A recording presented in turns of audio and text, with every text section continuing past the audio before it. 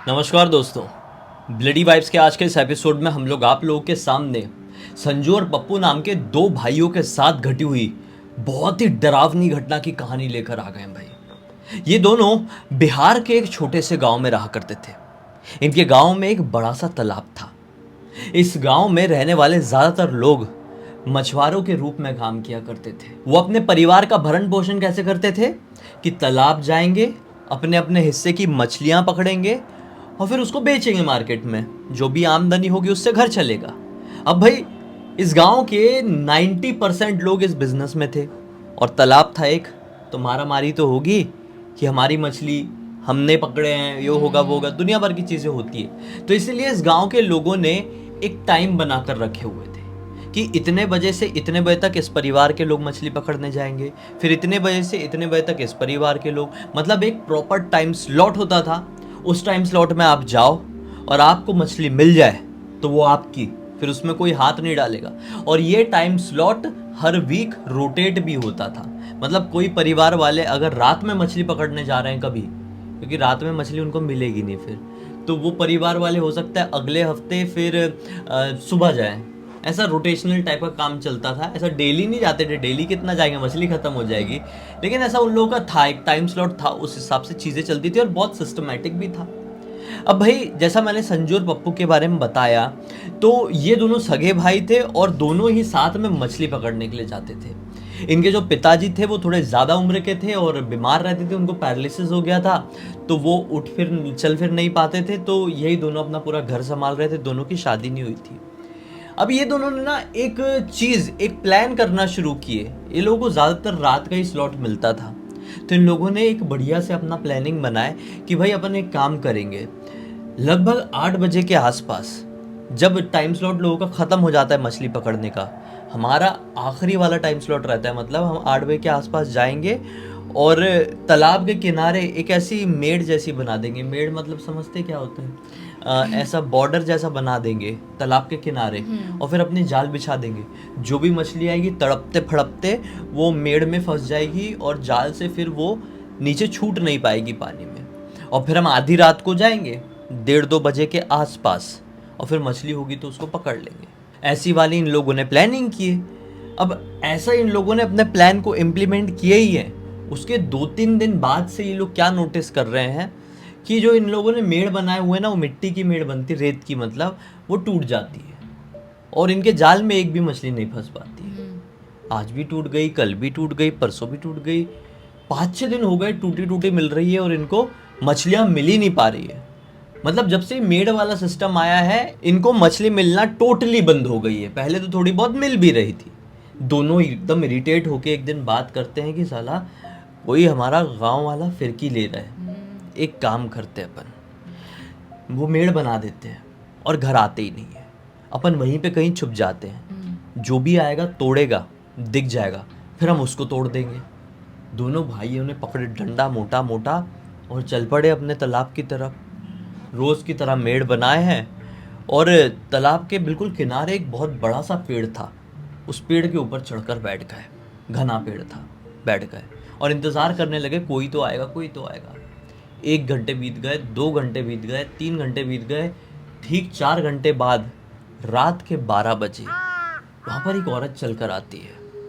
कहाँ से आती है मैं बताऊँ? बिल्कुल अंधेरा वाला इलाका है और तालाब की तरफ से ही आती है। मतलब जहाँ पर तालाब का किनारा है, जहाँ पर ज़मीन है, उस तरफ से नहीं, वो तालाब की तरफ से ही आती है। बैठे बैठे तो, क्योंकि 4 घंटे से बैठे हुए हैं, बड़ा पेड़ है, हेल्दी पेड़ है, तो बैठे बैठे ना अपने संजू को थोड़ी सी ऐसे नींद की झपकी लग गई थी और पप्पू देख रहा था। तो पप्पू ने देखा कि अंधेरे से चल के पानी की तरफ से एक औरत आई और मेड़ की तरफ ही बढ़ रही है। तो भाई उठ उठ उठ, देख औरत आ रही है। दूसरा भाई उठा और देखा बड़े ध्यान से कि हाँ, एकदम सर झुकाए, लंबे लंबे बाल, पूरी भीगी हुई औरत, ऐसा लग रहा है जैसे तालाब के अंदर से आई है। वो आई मेड़ तक, उसको लात मार के तोड़ दी और जो जाल बिछा के रखे थे वो जाल भी उठा के इधर उधर एकदम बिखरा दी उसने। जैसा प्रॉपर सेट करके रखे थे उसने तहस नहस कर दी जाल को। गुस्से में फाड़ने की भी कोशिश करी। दोनों का दिमाग खराब हुआ। गुस्से में दोनों फटाफट पेड़ से उतरे और लाठी पकड़ के बोले कि अब भी इसको बताते। तो सबसे आगे बढ़ा संजू ही। ए औरत रुक, तो वो औरत ना जो फाड़ने फूड़ने की कोशिश कर रही थी जाल को, वो छोड़ दी और छोड़ के वापस से तालाब की तरफ घूमी और तालाब की तरफ जाने लगी। तो पप्पू पीछे ही रुक गया, लेकिन संजू, ए रुक, हमारा जाल कैसे तोड़ी? तू ये ना इतने दिन से हमारी मेड़ तोड़ने वाली, तेरे चक्कर में हमारे घर पे ठीक से अब राशन नहीं आ पा रहा है, मछली नहीं मिल रही है, बिक्री नहीं हो रही है, तुझे छोड़ेंगे नहीं हम। ऐसा करते करते वो आगे जाता जा रहा है, जाते जा रहा है, औरत भी आगे जाते जा रही है। वो आगे किस तरफ जा रही है पता है? वो तालाब की तरफ ही जा रही है, पानी की, वो तालाब की तरफ ही जा रही है, जमीन की तरफ नहीं, किनारे की तरफ नहीं, प्रॉपर तालाब। थोड़ी देर बाद पप्पू पीछे खड़ा हुआ है ना, पप्पू आगे नहीं जा रहा है। पप्पू क्या नोटिस करता है कि वो औरत तालाब के पानी के ऊपर चलना शुरू कर दी है लिटरली, और उसका भाई संजू पानी में डूबता हुआ चल रहा है। संजू के यहाँ तक पानी आया, यहाँ तक पानी आया, यहाँ तक पानी आया, और पप्पू नोटिस किए जा रहा है, साला वो औरत तो प्रॉपर पानी की सतह में चल रही है, मेरा भाई डूब रहा है। वो समझ गया कुछ ना कुछ गड़बड़ है।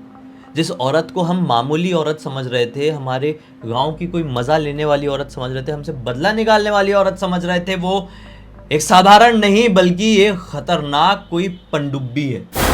पनडुब्बा, बुढ़वा, वाटर घोस्ट, वाटर स्पिरिट, ऐसे भूत जो कि पानी में रहते हैं, नदी, तालाब, इस प्रकार के क्षेत्र में रहते हैं जहाँ पर बहुत पानी होता है और वहाँ पर कोई आता जाता नहीं है रात में। वो इलाका रात में सुनसान हो जाता है, वहाँ पर ऐसी शक्तियों का डेरा लग जाता है। फिर वो शक्तियाँ अपने हिसाब से अपने इलाके को चलाती। मान लो कहीं पर किसी तालाब में पनडुब्बा राज कर रहा है, तो वहाँ पर पनडुब्बा के मर्जी की ही चीज़ें होगी, उस जल पिशाच की मर्जी की ही चीज़ें होगी। अगर उसकी थिंकिंग के खिलाफ किसी ने कुछ भी किया तो या तो वो जल पिशाच उसका खात्मा कर देगी पूरा, या तो फिर उसको ऐसा सबक सिखाएगी कि उसकी पूरी पीढ़ियाँ, पूरी पुश्तें याद रखेगी। इस मामले में केस क्या था ये तो बहुत क्लियर समझ में नहीं आया था उस समय पप्पू को, लेकिन पप्पू ये समझ गया कि ये औरत नहीं है। वो चिल्लाने लगा अपने भाई को, अपने भाई के पीछे पीछे जाने लगा, अरे संजू रुक रुक, वो औरत को तो देख, वो पानी के ऊपर चल रही है, तू डूबा जा रहा है, तेरे गले तक पानी आ गया है। वो है कि रुकने का नाम ही ना ले, ऐसा डंडा ऊपर पकड़ लिया है और जा रहा है, छोड़ूंगा नहीं तुझे, तुझे मार डालूंगा, ये कर दूंगा, वो कर दूंगा। और पीछे से चिल्ला चिल्ला के थक गया पप्पू। संजू इस प्रकार से उसके पीछे भाग रहा है जैसे कि सामने भाग रही उस भूत ने उसको वश में कर ली है कि चल ना, एक पॉइंट तक तो चल, कितना दौड़ लेगा, जब तालाब के बीच में पहुंच जाएंगे तो तेरा खेल तो ख़त्म। अब अपने भाई को बताने के लिए, बचाने के लिए और पीछे पीछे चल रहा है। पप्पू भी तैरना शुरू किया, तैर रहा है। जब उसने ये पाया कि अब तालाब का लगभग मिडिल पार्ट आ गया तो उसने जल्दी जल्दी मुंह अंदर डाल के ज़ोर ज़ोर से हाथ पैर चलाना शुरू किया। एक पर्टिकुलर पॉइंट में आने के बाद पप्पू को क्या समझ में आता है, शिट, ना वो औरत दिखाई दे रही है, ना मेरा भाई संजू। वो बाहर निकलता है अपना मुंह और जोर जोर से चिल्लाता है, संजू भाई मैं मदद करने के लिए आया हूँ, कहाँ पर है तू, हाथ पैर कुछ तो हिला, भाई कहाँ चल गया। पानी में लिटरली थोड़ी सी भी वो जो होती है ना, वो ना बुलबुलाहट या चहल पहल कुछ समझ में नहीं आ रही थी। इसको रोना आ गया क्योंकि इसका भाई इसको कहीं मिल नहीं रहा है।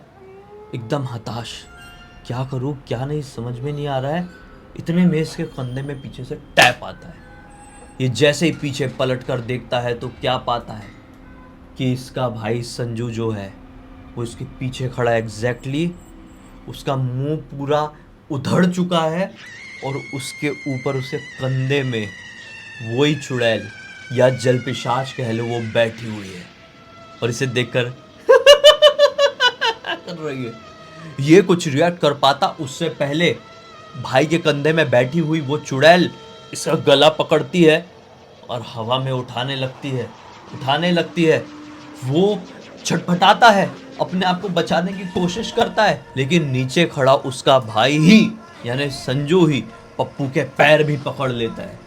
ऊपर से चुड़ैल ने गला पकड़ के रखी है, नीचे से भाई ने पैर पकड़ लिया है कि वो छटपटाए ना, और धीरे धीरे धीरे करके इसकी आंखें बंद हो जाती है। वो झप से पानी के अंदर डालती है। इसको इतना याद था, बस खेल खत्म था। लेकिन फिर पप्पू की आंखें खुली, सुबह का वक्त हो चुका था और पप्पू तालाब के दूसरे किनारे में, अपने गांव के तरफ वाले नहीं, दूसरे तरफ वाले किनारे में एकदम घबरा गया। उसने पाया कि मेरे गले में लिटरली इतने खतरनाक चोट का निशान आया हुआ है जिसकी कोई लिमिट नहीं। मतलब चोट का निशान कैसा, मोच का निशान बोल सकते हैं। आप बहुत ताकत से किसी दुबले पतले कमज़ोर इंसान को ऐसा दबा डालो, पूरी ताकत से दबा डालो, तो उसका कैसा नीला नीला पड़ जाएगा ना, हरा हरा नीला नीला ऐसा पड़ जाता है। उसे गले में ऐसा पड़ गया और उसको इतना दर्द हो रहा है, अपनी ज़रा सी भी गर्दन हिलाने में कुछ समझ में नहीं आ रहा है।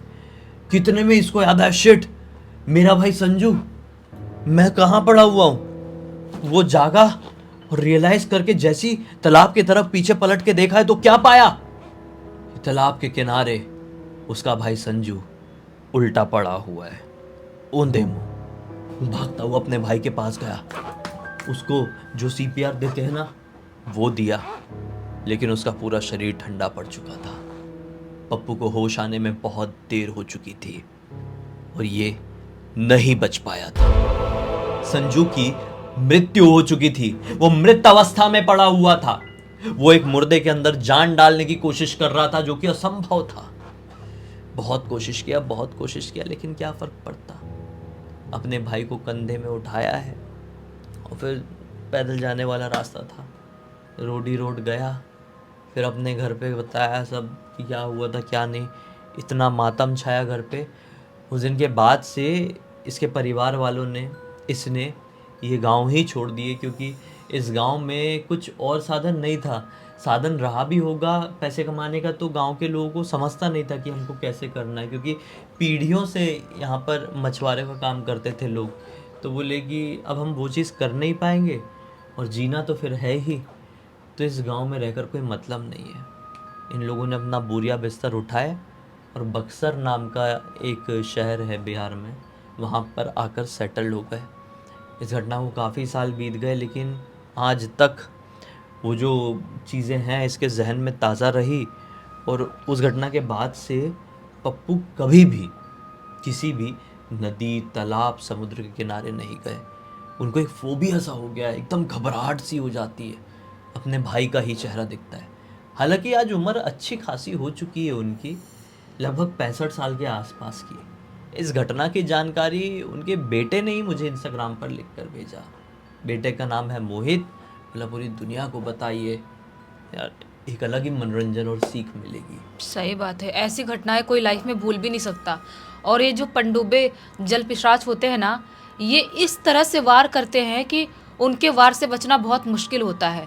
कई सारी जगहों पे ऐसी बातें बोलते हैं, जैसे कि मम्मी भी बताती है उनके खानदान में किसी के साथ हुआ था। वो लोग पानी के अंदर डुबा देते हैं, नाक में, मुंह में, कान में, हर जगह वो रेत जो मिट्टी रहता है वो भी भर देते हैं कि दम घुट घुट के इंसान खत्म हो जाए पानी के अंदर। और वो ये चीज़ इसलिए करते हैं क्योंकि उनको एक साथी चाहिए होता है। अच्छा। साथी बनाने के लिए बहुत लोगों का बोलना ही होता है। नानी भी जैसे बताती थी कि वो लोग साथी बनाने के लिए कि हम एक को मारेंगे वो भी हमारा साथी बनेगा, वो भी किसी और को मारेगा, तो हम बहुत सारे एक साथ यहाँ पे रहेंगे। और इसीलिए जानबूझ के वो लोग अटैक करते हैं। और पहले के ज़माने में बोलते थे ना कि इसीलिए किसी भी तालाब, नदी या किसी भी पानी वाली जगह पे नहीं जाना है। लेकिन जो जाते थे उनके साथ ऐसा होता था, और जो नहीं जाते थे वो बच जाते थे। और पहले ऐसी घटनाएं घटती थी, बहुत ज़्यादा घटती थी। हमारे खानदान में भी बहुत सारी घटनाएं घटी हैं। पहले इसलिए ज़्यादा होता था क्योंकि देखो पहले ना बहुत शांत होती थी दुनिया। हाँ। आज के टाइम में तो सब जगहें डेवलप कर ले, चाहे छोटा गांव हो या बहुत ही छोटी बस्ती हो, चीज़ें अपने हिसाब से डेवलप हो गई है। पहले लोग 8 बजे गहरी नींद में सो जाया करते थे रात में। अभी तो मोबाइल, सोशल मीडिया, इंटरनेट आ गया, इस चक्कर में तो घर घर में 12 बजे से पहले कोई सोता नहीं आज के टाइम में। आप कितनी भी छोटी जगह चले जाओ, मिनिमम है 12 बजे मोबाइल चलाते रहेंगे घर पे। ज्यादा उम्र के लोग भी स्क्रॉल करते रहते हैं। की तो बात बहुत दूर की है। इस चक्कर में ना छोटी बस्तियों में, छोटे गांव में भी हलचल बहुत हो गई है। तो इस प्रकार की जो आत्माएं हैं, एनर्जीज हैं, वो थोड़ी शांत रहने लगी है। देखो ये कुछ भी हो, इन शॉर्ट ये एनर्जी ही होती है, ठीक है। Positive energy, negative energy.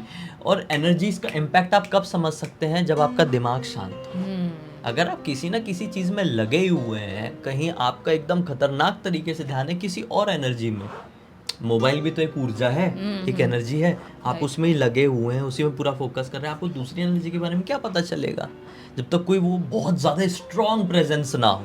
तब तक नहीं चलेगा। इसलिए आजकल लोगों के साथ घटनाएं घटना कम हो गई। बाकी ये जो जल पिशाच है, पनडुब्बा है या बुढ़वा है, जो कहना है कह लो, इसका वर्णन केवल अपने इंडिया में नहीं मिलता, बाहर बल्कि जापान में भी इसका बहुत प्रचलन है, नाम है। कोरिया में बहुत नाम है, चाइना में बहुत नाम है, बहुत सारी एशियन कंट्रीज़ में इसे बहुत अच्छे से पहचाना जाता है। अगर कोई एक चीज़ सिर्फ वहम होगी या वो कहते हैं ना अफवाह होगी, तो इतने भारी मात्रा में उसका जिक्र नहीं होगा। खैर, अब इसी एक नोट के साथ इस कहानी का अंत करते हैं, इस वीडियो का अंत करते हैं। अब तक देख लिया तो लाइक ज़रूर कर देना, चैनल को सब्सक्राइब करके बेल आइकन दबा के ऑल के ऑप्शन पर क्लिक करना, क्योंकि इसी तरह के हैरान कर देने वाले खौफनाक वीडियोस डेली आप लोग के सामने लेके आते रहते हैं। इंस्टाग्राम की लिंक इस वीडियो डिस्क्रिप्शन बॉक्स में मिल जाए, क्लिक करके डायरेक्टली वहाँ पर पहुँच जाना। और इसी तरह की कोई भी कहानी, टॉपिक या जानकारी आप लोग के पास भी है तो लिंक भेजना। हो सकता है हमारा अगला वीडियो कल आपके हिसाब से ही बन रहा हो। तो चलिए कल फिर से मिलते हैं, तब तक के लिए बहुत बहुत धन्यवाद। आपका दिन शुभ हो।